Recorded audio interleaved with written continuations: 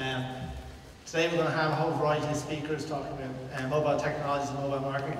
Unfortunately, Aer Lingus I've had to pull out at short notice, so Sean has asked me to do a kind of an extended forward. So for you who are bored of listening to me in classes, you're going to have to listen to me for probably another 20 minutes.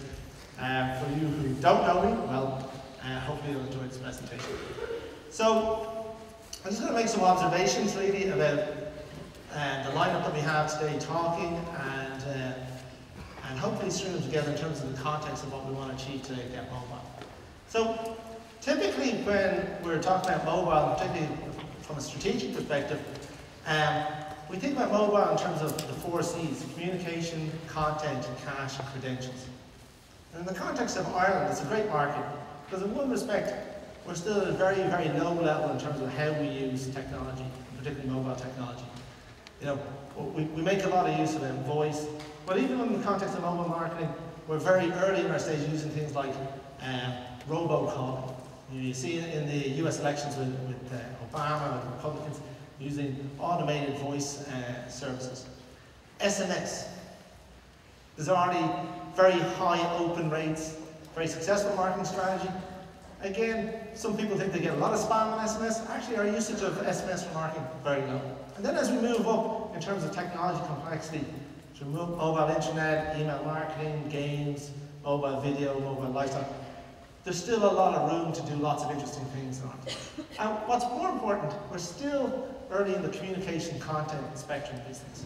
So some of the presenters we're going to have here today, we've got O2. O2 is going to talk about the mobile ecosystem, particularly around the enterprise and how people are bringing devices into the workplace and how that's changing our attitudes in terms of the internal organization.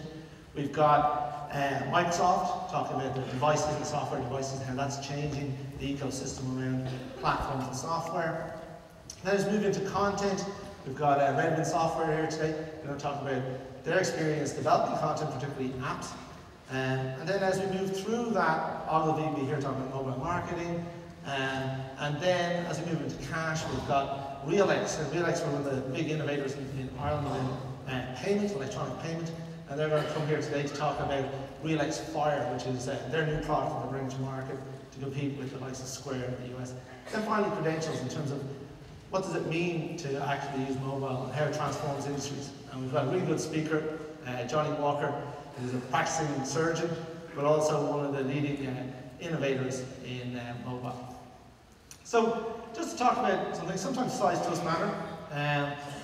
You know, mobile market share going through the roof. And some of the surprising things, I think there's links to the Microsoft presentation. This was the view of the market really in late May, okay? And what's interesting here is we generally talk about iPhone, talk about Apple share, but really the person to watch, the people to watch are Samsung. Samsung are the pink guys at the bottom, who are not only steadily increasing their market share, but they're the big player in the market. But one of the things is, this big blue part is Microsoft. And I think, hopefully Patrick will be talking about this. One of the surprising figures that we've seen in the industry trends is Microsoft have increased their share by up to 10%, which, to be honest, in fairness to the guys last year, they were kind of laughed off the stage when they came up here last year and said, oh yeah, Microsoft's going to be a big player. And actually they are taking that share in, so that's quite a kind of interesting shift. But a really big thing here is the tablet market exploding and the rapid growth over the next couple of years. And this is changing all kinds of dynamics in the industry. And this is a kind of a fairly good slide, I think, when you look at the total population, adults, literal adults, and look at the growth in terms of smartphones and mobile and tablets. Huge growth still happening.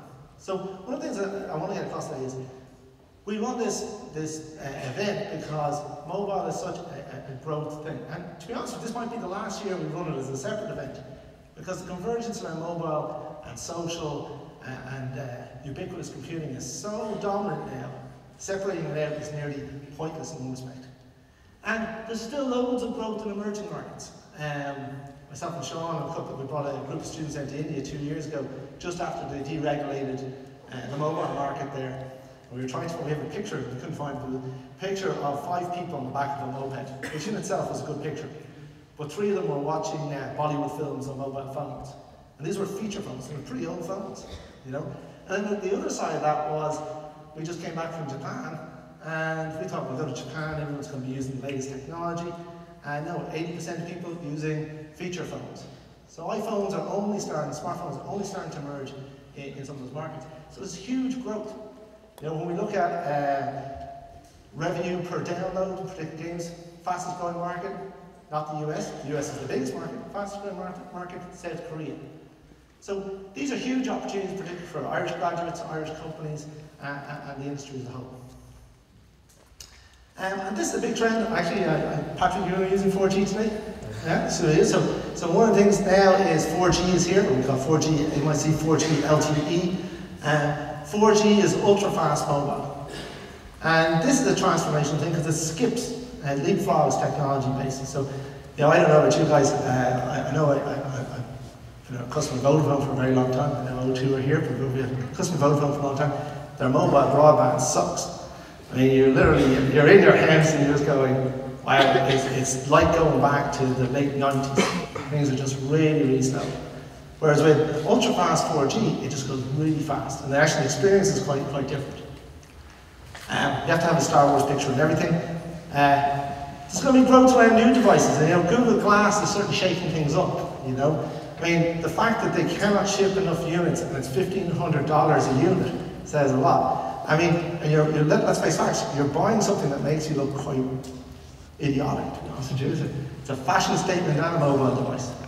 And then we have to think about what's the growth in cars. You know, nearly every major manufacturer, all the cars they're producing right now are mobile enabled. This is Mercedes M-Race 2, which once your phone is activated in the car, it displays all your social media details on the windscreen. Okay? Microsoft here, there's a project called MSync, and Microsoft Sync is in every single Ford that's been produced. So it's about, for the last 2 years, has already been synced with your mobile. So this is a big, you know, when you think about the automotive industry, ideally we would have had the airline industry here. These are mobile and Wi-Fi and portable computing, huge trends in the context of those industries, traditional industries being transformed by mobile technologies. And a key thing from a marketing perspective, it's not just all the technology, the marketing is changing our usage patterns and consumer patterns quite dramatically. So you can see here that people use tablets and smartphones and PCs at different times of the day very, very differently. And in fact, they consume different information at different times of day. So, you know, between 9 and 10 in the morning, what we're actually getting is high PC use as people go into the workplace and they deal with their emails and they're looking at different things. As you get towards later in the day, 4 to 6, we get this thing like, I need to escape. It's like the escapist element. And people are looking at, well, what can I do to change my life? And they use mobile and they use tablet and PC in very, very different ways. And obviously, a key part of this is changing how we consume media. And you know, we used to think about the linear TV model. You know, the last event we had here, Get Social, Air TV, we're talking about how people are using their product. But it's not just that TV is now non-linear and people watch things differently. Like, I'm somewhat behind the students in terms of, I'm only on season 4 of Breaking Bad. But, you know, we watch TV differently. Well, equally, when we're watching TV, we may be doing lots of different things at the same time. Just about 60% of us are doing lots of different things at the same time. Some of them legal, some of them not, but we're all sitting there using our tablets, our phone, etc. And platform loyalty is another, last thing I'll just say, the technology and software is. One of the things that we find is we are now more loyal to our platforms. Once you have your iPhone, you're more likely to buy an iPad. If you have an Android phone, you're more likely to buy an Android tablet. Right? And that changes the dynamics of marketing quite dramatically too. Talk about content for a few minutes, and there's better speakers on content later on today. What are people doing? Well, we've got the smartphone audience and we've got the tablet audience, and they're doing different things. And that's a key thing, is that my smartphone, 90% of people use it to send text messages. You know, the interesting thing there is only 58.7% using it for search. Yet when I'm on a tablet, that's the #1 thing that I'm doing. I'm searching for something on my tablet. I'm using email. I'm accessing social networking. You know, so they are very, very different devices. And you know, we've got these ultra phones, which are slightly bigger phones, kind of somewhere in between. We're not sure where they fit in. When we then back down and look at tablets, one of the things we know is tablets drive social. So separating tablets and social media is a very, very specific thing. When we use tablets, we actually tend to involve ourselves in more dialogue, more conversation with people, and sharing different things. From a marketing perspective, when we're looking at the funnel and I want to market something, equally very different in terms of smartphone and tablet. People are actually researching product features, prices. They're doing a lot of evaluation and information searching on their tablet. And that actually changes our thinking a lot. I might have a mobile phone, and location-based services might be a very powerful tool in marketing. But when I get into marketing in the general terms, targeting the tablet user could be the big trend this year. And the top 25 digital media properties, they're spending money on mobile like you can't believe it, which is kind of interesting because in Ireland we're just not spending that money on mobile. And we need to actually, as an industry, in terms of the marketing industry or the technology industry, we still haven't worked out how to do mobile marketing well. And even if you go to Google, mobile advertising, still a big challenge. In fact, when we look at the statistics around mobile advertising, for some reason display, for instance, works really well for men and doesn't work for women. And that concept, we don't know why the status is there, but we're only at a very early stage of understanding what mobile marketing and mobile advertising is. And apps are the big thing. You know, when we think about apps, we have different apps, and what's the revenue model? We've got free apps, apps with in-app purchases, paid applications. There's a whole variety of revenue models. And these are models we're only exploring now. Redmond Software, graduate at DCU, is going to talk about his experience developing apps, but also talking about games. And when we think about the revenue, what's interesting here is, where is the big market? Overwhelmingly, whether you're on Apple or Android, where people make money is in free applications with in-app purchases. So you have to think about it. I'm going to give something away for free, then how am I going to make money once someone uses my app? And that's a big challenge. Revenue growth by country. There's our South Korean statistic. Japan, China, it goes all the way down. And that's the key thing is, like, there's a lot of growth internationally. And again, it was the Irish story. You know, in Ireland we have to export all the time. But you know, in mobile, there's a huge opportunity for us to export.